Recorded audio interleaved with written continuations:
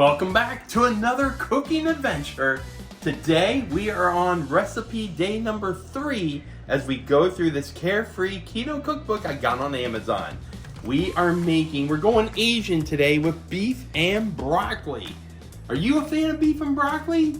I don't know if I've even ever had it before.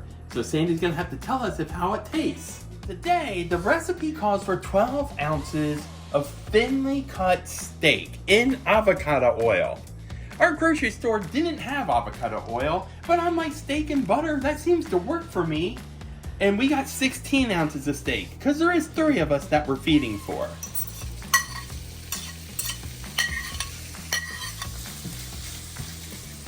You want to cook this just enough so the beef is browned up. Then we're going to put that into another plate and set it aside. I'm thinking this meat might need a little seasoning, so we're going to sprinkle a little Paula Deen house seasoning on this. Oops, that might have been a little too much, according to Sandy's face. Some things the recipe didn't say, and Sandy and I both agreed, after you put that meat into a bowl, to kind of leave the extra juice in there, to kind of help give it an extra flavor, because we're going to add 2 cups of broccoli. Now, if you try to get 2 cups of broccoli at the grocery store, for us, the ounces didn't work, so we just bought 2 bags of chopped broccoli. We got our broccoli in there, and you want to cook it up till it's tender. I have no idea how long that will take. And I thought, you know what? I want to add a little extra butter to the broccoli while it's cooking, just because we like butter. Sandy has a fun cooking tip. You gotta let us know in the comments, right or wrong. To keep a pot of boiling water from spilling over, you throw a wooden spoon over it. True or false? Seems to be working. Alright, took about 4 minutes to cook this up till it's tender at Sandy's taste test. I also added in a little salt. Back goes in our beef. A 1/4 cup of soy sauce.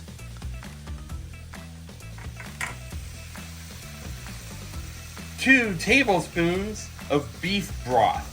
2 tablespoons of sweetener.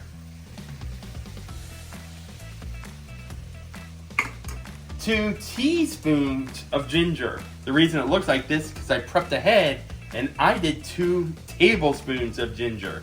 Good thing I double checked. Is it ginger or garlic? Oh, garlic. I'm sorry. That's garlic. 1/2 teaspoon of ground ginger. 1/4 teaspoon of xanthan gum.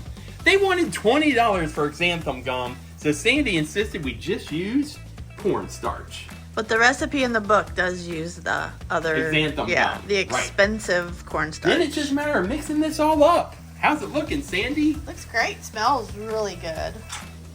Okay, so once everything thickens, it's heated all the way through, it's now done, and Sandy is going to give it that taste test. I will say it does smell like an Asian food offering. Wow. It tastes like Panda Express. Oh, it does?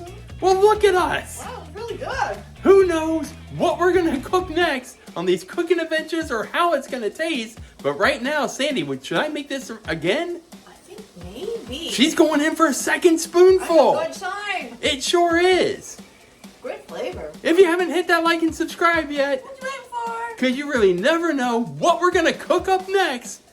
But be sure to make each and every day, including those fun times in the kitchen, an adventure that rocks. See you real soon. So Rock is busy on a filming set right now, so I wanted to share our final thoughts on the broccoli and beef recipe.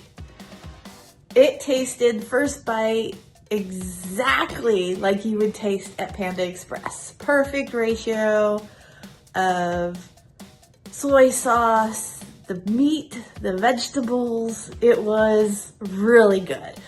A little salty after a few bites, but I would definitely have this again with some rice, although that defeats the purpose because that rice is not keto. Maybe some cauliflower rice might work. So thanks for joining us on another Adventures That Rock.